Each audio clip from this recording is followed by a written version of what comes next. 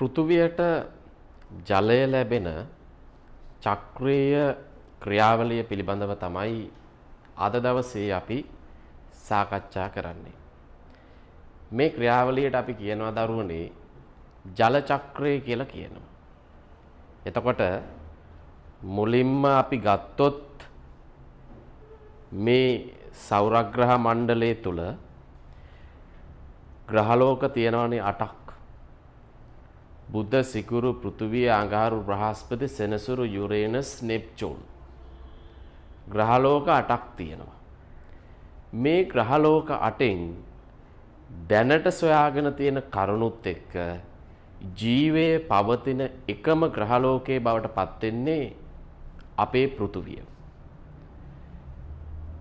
එතකොට මේ පෘථිවිය සුවිශේෂී ග්‍රහයක් බවට පත් වෙනවා මේ සෞරග්‍රහ මණ්ඩලය තුල. දැන් දරුවනේ පෘථිවිය තුල ජීවයක් නිර්මාණය වෙන්න බලපාපු ප්‍රධාන කාරණාව වෙන්නේ අපේ පෘථිවිය තුල ජලය නිර්මාණය වී පැවතීම. ඒ නිසා විශේෂ වටිනාකමක් මේ පෘථිවියට හිමි වෙනවා. ජලය කියන්නේ අකාබනික ද්‍රව්‍යයක්. එතකොට ජලය අපි කියනවා H2O කියලා හඳුන්වනවා. හයිඩ්‍රජන් පරමාණු දෙකකට ඔක්සිජන් පරමාණුවක් එකතු වෙලා ජලය නිර්මාණය වෙලා තියෙනවා. එතකොට මේ ජලය පෘථිවිය තුල ඝන, ද්‍රව, වායු කියන විවිධ අවස්ථා යටතේ පවතිනවා. දැන් දරුවනේ මේ පෘථිවියට ජලය ලැබෙන මේ ක්‍රියාවලියට තමයි අපි ජල චක්‍රය කියවේ. එතකොට පෘථිවියට ශක්තිය ලබා දෙන ප්‍රධාන ශක්ති මූලයේ බවට පත් වෙන්නේ අපේ සූර්යයා. සූර්යාගෙන් ආලෝක කිරණ නිකුත් වෙනවා. ඒ ආලෝක කිරණවල තාපය අන්තර්ගතයි. දැන් මේ සූර්යාගේ ඉඳලා පෘථිවියට එන සූර්ය විකිරණ හේතුවෙන් මේ භූතලය රත් වීමකට ලක් වෙනවා. දැන් අපි දන්නවා මුලින්ම මේ පෘථිවිය තුල පෘථිවි පෘෂ්ඨය ජලතල වලින් හැදිලා තියෙනවා. ගොඩබිම් වලින් හැදිලා තියෙනවා. විවිධ මාධ්‍යයෙන් මේ පෘථිවි තලයේ නිර්මාණය වෙලා තියෙනවා. දැන් ඉස්සෙල්ලා සඳහන් කරපු විදිහට සූර්යාගේ ඉඳලා එන මේ සූර්ය විකිරණ මේ පෘථිවි තලයට ආවට පස්සේ පෘථිවිය තුල තියෙන ජල මූලාශ්‍ර වෙතට මේ හිරු කිරණ පතිත වීම සිද්ධ වෙනවා. එතකොට ජල මූලාශ්‍ර මතට වගේම ගොඩබිම් ප්‍රදේශ මතට හිරු කිරණ පතිත වුණාට පස්සේ පෘථිවි තලය රත් වෙනවා. ඒ වගේම තමයි ජලතලත් රත් වීම සිද්ධ වෙනවා. දැන් මොකද මෙතනදී වෙන්නේ බලමු. මේ පෘථිවිය තුළ තියෙන විවිධාකාරයේ ජල මූලාශ්‍ර අතර ප්‍රධානම ජල මූලාශ්‍රයේ බවට පත් වෙන්නේ සාගරය. 71ක් වගේ ප්‍රමාණයක් පෘථිවි තලයෙන් ජලයෙන් වැහිලා තියෙනවා. දැන් මේ ජලතල මතු පිටට හිරු කිරණ පතිත වුණාට පස්සේ ජලතල මතු පිට වායු ස්කන්ධ රත් වෙන්න ගන්නවා. වායු ස්කන්ධ රත් වෙලා මේවා සංවහන විදිහට මේවා මේ හිරු කිරණ පුළුවන් තරම් වායුගෝලයේ ඉහළට ගමන් කරනවා. දැන් සරලව තවත් විදිහකින් කීවොත් හිරු කිරණ ඇවිල්ලා සූර්ය විකිරණයෙන් මේවා මතට වැටෙනවා. වැටීම නිසා භූතලය රත් වෙනවා, ජලතල මතු පිට රත් වෙනවා. හැබැයි මේ රත් වෙන්නේ දීර්ඝ කාලයකට නෙමෙයි. මේ ගොඩබිම් ප්‍රදේශ රත් වෙන්නේ తాවකාලිකව. දවල් කාලෙදී පුදුම විදියට රත් වෙනවා මේ ගොඩබිම් ප්‍රදේශ, ජලතල මතු පිට රත් වෙනවා. තාපයේ උරා ගැනීමක් සිද්ධ වෙනවා. එතකොට මේ උරාගත් තාපය රාත්‍රී කාලෙදී සම්පූර්ණයෙන්ම නිදහස් කරනවා. ඒවා ප්‍රතිවිකීරණ විදියට භූවිකීරණ විදියට ඒ ආපු හිරු කිරණ නැවත වායුගෝලයේ ඉහළට ගමන් කරනවා. ඒ නිසා තමයි මේ භූතලය සිසිල් වීමකට ලක් වෙන්නේ. භූතලයේ සිසිල් වෙන්නේ මෙන්න මේ කියන හිරු කිරණ ගමන් කිරීමත් එක්ක. දැන් මෙතනදී හොඳම කතාව තමයි මේ ජලතල මතු පිටට හිරු කිරණ පතිත වුණාට පස්සේ මේ ජලාංශු රත් වෙලා ඒවා වාෂ්ප බවට පත් වෙලා හිරු කිරණත් එක්ක වායුගෝලයේ ඉහළට ගමන් කිරීම සිද්ධ වෙනවා. එහෙනම් මේ ක්‍රියාවලිය අපි ලස්සන නමකින් හඳුන්වනවා. ඒ තමයි වාෂ්පීකරණය කියලා අපි ඒකට කියනවා. වාෂ්පීකරණය. දැන් මුලින්ම තේරුම් ගන්නකො ඉස්සරෝම මේ පෘථුවියේ තියෙන ජල මූලාශ්‍ර කිහිපයක්. ජලාශ තියෙනවා, වැව් තියෙනවා, සාගරය තියෙනවා, ගංගා තියෙනවා, ඇලදොල තියෙනවා. එතකොට කිව් නොකිව් විශාල ජල මූලාශ්‍ර ප්‍රමාණයක් මේ පෘථුවිය තුල තියෙනවා. ඒ නිසානේ අපි මෙයාට නිල් ග්‍රහයා නොහොත් අපි ජල ග්‍රහයා කියලා කියන්නේ. ජලයෙන් වැඩි කොටසක් සමන්විත වෙලා තියෙන හින්දානේ. දැන් මේ ජල මූලාශ්‍ර වලින් අර සූර්ය ශක්තිය නිසා මේ ජලාංශු රත් වෙලා වායුගෝලයේ ඉහළට මේවා ගමන් කිරීම සිද්ධ වෙනවා. ඒ කියන්නේ ජල අංශු රත් වෙලා හිරු කිරණත් එක්ක වායුගෝලයේ ඉහළට ගමන් කරනවා. ඉතින් මේකට අපි කියනවා වාෂ්පීකරණය කියලා කියනවා. වාෂ්පීකරණය. එතකොට මේ වායුගෝලයට ජලාංශු ජල වාෂ්ප එකතු වන ප්‍රධානම ක්‍රමයට තමයි අපි කියන්නේ වාෂ්පීකරණය කියලා කියනවා. වාෂ්ප වීම, වාෂ්පීකරණය. ඊට අමතරව දරුවනේ මේ වායුගෝලයට ජල වාෂ්ප එකතු වන තවත් ප්‍රධාන ක්‍රියාවලියක් තමයි ශාක උස්වේදන ක්‍රියාවලිය. ශාක උස්වේදන ක්‍රියාවලිය. මේ ශාක උස්වේදන ක්‍රියාවලිය ගැන චූටි අයිඩියා එකක් මම ඔයාලට දෙන්නම්. මේකෙදි වෙන්නේ මෙන්න මේ වගේ දෙයක්. ශාකයක් මතට හිරු කිරණ වැටුණාට පස්සේ විශේෂයෙන්ම දවල් වරුවේදී 10ට 12ට වගේ දවල් කාලෙදී තමයි මේ උස්වේදන ක්‍රියාවලිය ශාක වලින් සිද්ධ වෙන්නේ. ශාක මතට හිරු කිරණ වැටෙනකොට ඒ ශාක පත්‍ර හැදිලා තියෙන්නේ පූටිකා සිදුරු වලින්නේ. එතකොට ශාක වලට හිරු කිරණ වැටෙනකොට ශාක පත්‍ර පූටිකා සිදුරු විවර වෙනවා. ශාක පත්‍ර වල පූටිකා සිදුරු වලින් ශාකයේ තුල තියෙන රඳවගෙන ඉන්න වැඩි ජල ප්‍රමාණය ඒ ජලය ටික පූටිකා සිදුරෙන් එළියට ගමන් කරනවා. මෙතනදී මෙහෙම දෙයක් සිද්ධ වෙනවා. මේ පූටිකා සිදුරු විවෘත වෙනවත් එක්කම පරිසරයේ තියෙන වායුගෝලයේ තියෙන කාබන් ඩයොක්සයිඩ් ටික ශාක පූටිකා සිදුර මගින් ශාකයේ තුලට ලබා ගන්නවා. ප්‍රභා සංශ්ලේෂණ වල අතුරු ප්‍රතිඵලයක් විදියට ඔක්සිජන් ටික නිදහස් කරනවා. ඒකනේ අපි කියන්නේ මේ වනාන්තර ප්‍රදේශ මිහිමත තියෙන ඔක්සිජන් පොම්ප කරන කර්මාන්ත ශාලා විදියට අපි හඳුන්වනවා. ඒ තරම් මාරම සේවයක් මේ ශාක වලින් සිද්ධ වෙනවා. දැන් ශාක පත්‍ර මතට හිරු කිරණ පතිත වුණාට පස්සේ පූටිකා සිදුරු විවෘත වෙලා ශාකයේ තුලින් ජල බිඳු ජලය එළියට ගමන් කිරීම සිද්ධ වෙනවා. ඉතින් මේ ක්‍රියාවලියට අපි සරලව ශාක උස්වේදන ක්‍රියාවලිය කියලා කියනවා. එතකොට දරුවනේ මේ වායුගෝලයට ජල වාෂ්ප ලැබෙන ප්‍රධානම ක්‍රියාවලියක් විදියට අපිට සලකන්න පුළුවන් මෙන්න මේ ශාක උස්වේදන ක්‍රියාවලිය. එහෙනම් ඔයා දැනගත්තා භූතලයේ මතුපිට තියෙන ජලාංශු භූතලයේ තියෙන ජලාංශු වායුගෝලයට ගමන් කරන ආකාර දෙකක් ගැන වාෂ්පීකරණයෙන් සහ උස්වේදන ක්‍රියාවලියෙන් වායුගෝලයට ජල වාෂ්ප එකතු වෙනවා. දැන් හොඳම කතාව තමයි මේ ජලාංශු වායුගෝලය තුළට ගියාට පස්සේ පුතා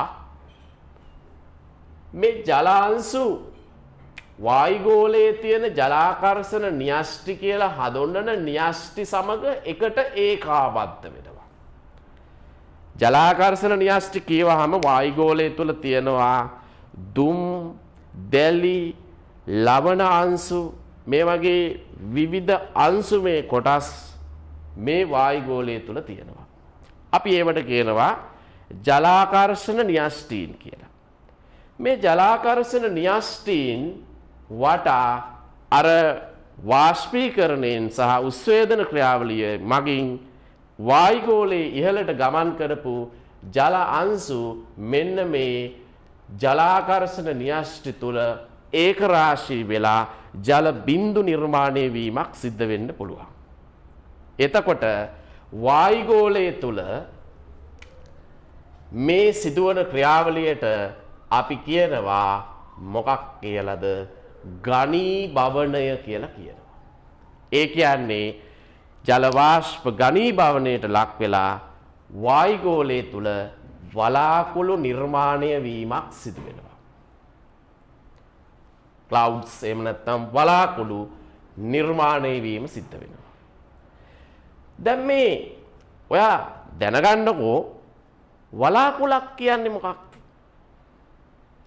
මේ ආහසේ අපිට එළියට ගියාට පස්සේ මිදුලට ගියාට පස්සේ ඕන තරම් තියෙනවා වලාකුළු. සමහර වෙලාවට වලාකුළු නැති ආහසවලුත් තියෙනවා. වර්ෂාධික අවස්ථාවලදී ඊටාම වැහිබර අඳුරු වලාකුළුත් දකින්න පුළුවන්.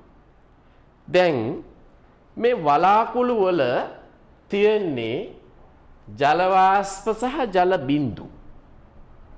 සමහර වෙලාවට ජල බිඳු වෙනුවට අයිස් කැට නිර්මාණය වෙලා තියෙන්නත් පුළුවන්.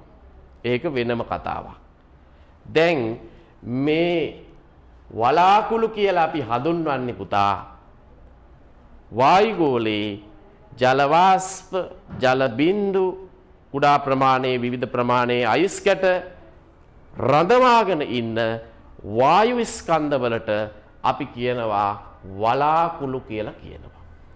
හොඳම කතාව තමයි මේ වලාකුළු වල අර ජල වාෂ්ප ඝනීභවනය වෙලා හැදෙනවනේ ජල බිඳු. ඒ ජල බිඳු වල ප්‍රමාණය සයිස් එක ක්‍රමානුකූලව වැඩි වෙන්න ගන්නවා. විශාල වෙනවා, ප්‍රමාණයෙන් ලොකු වෙනවා.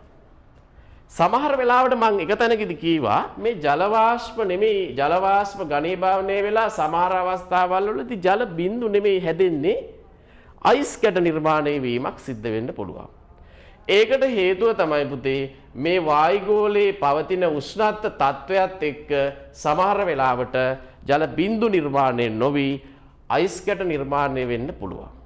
ඔයා දන්නවා උෂ්ණත්වයේ සෙල්සියස් අංශක බිඳුව හෝ බිඳුවට වඩා අඩු වුණොත් එහෙම ජලය ඝන තත්ත්වයට පත් වෙනවා. ඒ කියන්නේ අයිස් බවට පත් වෙන්න පුළුවන්. එතකොට මේ වායුගෝලයේ තියෙන උෂ්ණත්ව මට්ටමත් එක්ක සමහර වෙලාවට මේ ජල වාෂ්ප ඝනීභවනය වෙලා ජල බිඳු නෙමේ නිර්මාණය වෙන්නේ අයිස් කැට නිර්මාණය වීමක් සිද්ධ වෙන්න පුළුවන්.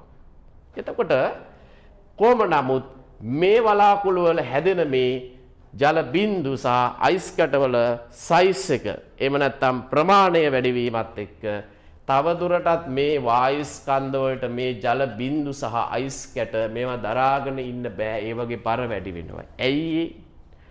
පොළවේ තියෙනවා ඇද ගැනීමේ බලයක්. අපි ඒකට කියනවා ගුරුත්වාකර්ෂණය කියලා. දැන් මේ ජල බිඳු වල විශාලත්වයේ වැඩිවීමත් එක්ක පොළවේ තියෙන කියන මේ ඇද ගැනීමේ හැකියාවත් නිසා මෙව්වා පහළට පතිත වීම සිද්ධ වෙනවා. සරලව කිව්වොත් මේ වගේ තියෙන මේ ජල බිඳු අයිස් කැට පල්ලෙහාට වැටෙනවා. එතන මේ වැටෙන ක්‍රියාවලියට අපි කියනවා වර්ෂණය කියලා කියනවා. වර්ෂණ ක්‍රියාකාරීත්වය කියලා කියනවා වර්ෂණය. එහෙමනම් දරුවෝ මේ වර්ෂණ ක්‍රියාකාරීත්වය ගැන කතා කරනකොට ලෝකයේ එක හා සමානව වර්ෂාපතනය ලැබෙන්නේ හැම තැනකටම. ඒ වගේම තමයි ලැබෙන වර්ෂණයේ ස්වභාවයත් තැනින් තැනට පෘථුවියේ අවකාශීය වශයෙන් වෙනස් වෙනවා. ඔයා සමකයේ ඉඳලා උත්තර ධ්‍රව ප්‍රදේශවලට යනකොටත් සමකයේ ඉඳලා දක්ෂිණ ධ්‍රව ප්‍රදේශවලට යනකොටත් දේශගුණය ඉතා ශනිකව මොකද වෙන්නේ වෙනස් වෙනවා. දැන් මේ දේශගුණය වෙනස් වීමත් එක්ක ද්‍රවාසිත ප්‍රදේශවලට ආර්ක්ටික් වෘතයෙන් එහා ද්‍රවාසිත ප්‍රදේශවලට මේ නිවර්තන ප්‍රදේශවලට ලැබෙන වර්ෂාපතනය නොහොත් වැස්ස නෙමේ ලැබෙන්නේ ඒ ප්‍රදේශවලට තුහීන හිමපතනයන් විදියට වර්ෂණය ලැබෙනවා. එතකොට වර්ෂණයේ විවිධ ප්‍රභේදයන් අපිට අඳුර ගන්න පුළුවන්. දැන් මේ විදියට කොහොම නමුත් ලෝකයේ කොයි විදියට වැස්සත් අපිට කමක් නැහැ. මේ විදියට වර්ෂාපතනයේ වර්ෂණය සිද්ධ වෙනවානේ. වර්ෂණය මේ විදියට සිද්ධ වෙනවානේ. දැන් මේවා වැටෙනවා පොළොවට. දැන් පොළොවට වැටිලා කොටසක් මේව පොළොවට වැටිලා පොළොව තලයේ දිගේ ගලාගෙන යනවා. ඒකට අපි ලස්සන වචනයක් පාවිච්චි කරනවා. පුතා අපි ඒකට කියනවා අධිධාවිතය කියලා කියනවා. අධිධාවිතය. සරලව මේකේ අදහස තමයි අතිරික්ත ජලය පොළොව තලයේ දිගේ ගලාගෙන යාම සිද්ධ වෙනවා. දැන් මෙතනදී අධිධාවිතය වෙන්නේ මේම දෙයක්. පොළොවට වතුර බින්දු වැටුණට පස්සේ පුතා මුලින්ම භූතලය ජලයෙන් සම්තෘප්ත වෙනවා.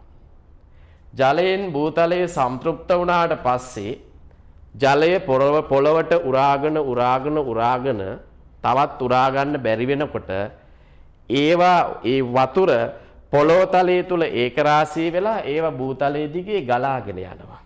අපදාව විදියට ගලාගෙන යනවා. ඉතින් මේ අතිරික්ත ජලය පොළොව තලයේ දිගේ ගලාගෙන යන එකට අපි කියනවා මේ ඊතල වලින් පෙන්ලා තියෙන එක. ඒකට අපි කියනවා අධිධාවිතය කියලා කියනවා. අධිධාවිතය. මේවා අධිධාවිතය දිය පාරවල් එකතු වෙලා ඇලවල්, ඔයවල්, ගංගාවල් විදියට ගමන් කරනවා භූතලයේ තුල. ඉතින් ඒ ගමන් කරන ජලය තුලට නැවත හිරු කිරණ තිබුණොත් අන්න නැවත හිරු කිරණ නිසා මේවා වායුගෝලයේ ඉහළට වාෂ්ප වෙන්න පුළුවන්. ඒ වගේම තමයි පොළොවට වැටුණු ජලයෙන් තවත් කොටසක් පොළොව යටට අපි කියනවා වැස්සීම සිද්ධ වෙනවා. පොළොව යටට ගමන් කරනවා.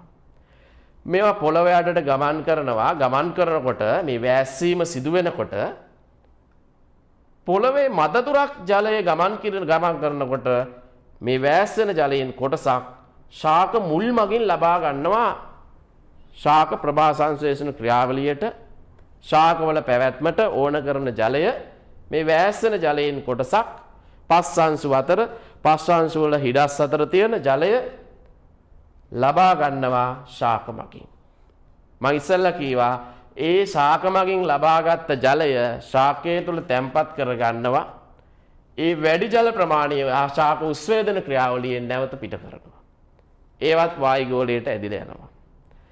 ඒ වගේම තමයි වැස්සෙන ජලයෙන් තවත් කොටසක් පොළව යටට වැස්සිලා ගංගා ඇලදොල වලට පොළව යටින්ම උල්පත් විදිහට ජලය කාන්දු වෙලා ගංගා ඇලදොල වලට එකතු වෙනවා. තවත් කොටසක් පොළව යට තැම්පත් වෙලා ජලය ඒවට අපි කියනවා භූගත ජලය කියලා. පොළව යට මේ ජලය තැම්පත් වෙන එකට අපි කියනවා භූගත ජලය. පොළව අභ්‍යන්තරයේ තියෙන අපාරගම්‍ය පාසාන තට්ටු උඩ ජලය එකතු වෙනවා. ඒවට අපි කියනවා ග්‍රවුන්ඩ් වෝටර්. එහෙම නැත්නම් භූගත ජලය කියලා කියනවා. එතන මේ භූගත ජලයත් ප්‍රයෝජනයට ගන්න විවිධ ක්‍රම තියෙනවා. මිනිස්සු පාවිච්චි කරනවා. පොළවේ ලිං හාරලා ගැඹුරු ලිං, නොගැඹුරු ලිං, වගා ලිං, ආණ්ඩියා ලිං මේ වගේ විවිධ ලිං, නල ලිං මේ වගේ ලිං මගින් විවිධ ක්‍රම වලින් පොළව යට මේ තැම්පත් වෙලා තියෙන ජලය මිනිස්සු භාවිතයට ගන්න අවස්ථා තියෙනවා. දැන් පොළව යට තැම්පත් වෙලා රැඳිලා තියෙන මේ භූගත ජලය පොළොව යට එකතු වෙලා මේ ජලය එකතු වෙලා වැඩිපුර එකතු වෙන තැන්වල මේ තියෙන ජලය පොළොව යටින් පාසාන ස්තර හරහා පාසාන තට්ටු හරහා පොළොව යටින් කාන්දු වීම සිද්ධ වෙනවා. කාන්දු වීමක් සිද්ධ වෙනවා. කාන්දු වෙලා අර කියපු විදිහේ ගංගාවලට ජලාශවලට වැව්වලට අවසාන වශයෙන් සාගරයට මේවා ගලාගෙන ගිහිල්ලා එකතු වෙනවා. ඒ එකතු වන ජලයත් නැවත අපි දන්නවා මේ ජලය සූර්ය ශක්තිය නිසා වායුගෝලයේ ඉහළට වාෂ්පීකරණයට ලක් වෙනවා. වායුගෝලයේ ඉහළට වාෂ්පීකරණයෙන් මේ ජල වාෂ්ප වායුගෝලයේ ඉහළට ගමන් කරනවා. ඒ වගේම තමයි ජලාශ වලින් ශාක උස්වේදනයෙන් ඒ වගේම වායුගෝලයේ තුල අපි දන්නවා ආර්ද්‍රවතාවයත් එක්ක මේ වායුගෝලයේ තුල යම් ප්‍රමාණයක ජල වාෂ්ප තියෙන්න පුළුවන්. ඒවත් තිරු කිරණ නිසා වාෂ්ප වෙනවා. සමහර වෙලාවට බාණ්ඩක උදෑසන ශාක පත්‍ර වලට වතුර බින්දු වැටිලා තියෙනවනේ. දැන් උදේ ඉස්කෝලේ යනකොට සමහර වෙලාවට මල් වට්ටියක් කඩා ගන්න මල් ගහක් ළඟට යනකොට ඒ ශාක පත්‍ර වල පිණි තියෙනවනේ. පහළ වායුගෝලීය ඝනීභවනයේ ප්‍රතිඵලයක් විදියට අන්න ශාක පත්‍රවල පිණි තියෙනවා. ඔය රැඳිලා තියෙන පිණි හිරු කිරණ වැටුණු ගමන් වායුගෝලයේ ඉහළට වාෂ්ප වෙනවා. සමහර වෙලාවට පුතා වැස්ස වැටෙන අතර වාරෙත් හිරු කිරණ තිබ්බොත් එහෙම වායුගෝලයේ ඉහළට වාෂ්ප වෙන්න පුළුවන්. අන්න අපි ඒකට කියනවා පතනයේදී වාෂ්ප වීම. හිරු කිරණ පතනයේදී වාෂ්ප වෙන්න පුළුවන්. ඒ වගේම තමයි ශාකවල සත්තුන්ගේ ඇඟ ඇතුලේ ජලය තියෙනවා. අපේ ඇඟ ඇතුලේ ජලය තියෙනවද නැද්ද? තියෙනවා. ඒවට අපි කියනවා ජෛව ජලය කියලා. මේ ජලයත් වාෂ්ප වෙනවා. මතු පිට පස් අංශු අතර තියෙන ජලයත් හිරු කිරණ තිබ්බොත් වාෂ්ප වෙනවා. දැන් මේ කිව් නොකිව් සියලු ආකාරයේ පෘථිවි තලය මත තියෙන ජලය හිරු කිරණ නිසා වාෂ්ප වෙනවා. මේවා වාෂ්ප වෙනවා. උස්වේදනයෙන් වායුගෝලයට වාෂ්ප වෙනවා. වාෂ්ප වෙලා අර කියන විදිහේ ඝනීභවන ක්‍රියාවලියක් මගින් ඝනීභවනයේ වීම නිසා වලාකුළු නිර්මාණය වීම සිද්ධ වෙනවා. දැන් වලාකුළු වල ජල බිඳු වල ප්‍රමාණය විශාල වීමත් එක්ක ඒවා පහළට පතනය වෙනවා. අපි ඒකට වර්ෂණය කියවා. වර්ෂණයෙන් කොටසක් පොළොව තලයේ දිගේ ගලාගෙන එනවා. අපි ඒකට අධිධාවිතය කියවා. තවත් කොටසක් වැස්සීම සිද්ධ වුණා පොළොව යටට. ඒ වැස්සුණු ජලයෙන් කොටසක් ශාක මගින් ගන්නවා කීවා. ඒක උස්වේදනයෙන් නැවත පිට කරනවා කීවා. ඒ වගේම තව කොටසක් පොළොව යටට වැස්සෙන ජලයෙන් තව කොටසක් පොළොව යටින් කාන්දු වීම සිද්ධ වෙනවා. ගංගා ඇලදොල සහ ජලාශ අවසාන වශයෙන් සාගරයට කාන්දු වෙනවා. ඒවත් වාෂ්ප වෙනවා කියලා කීවා.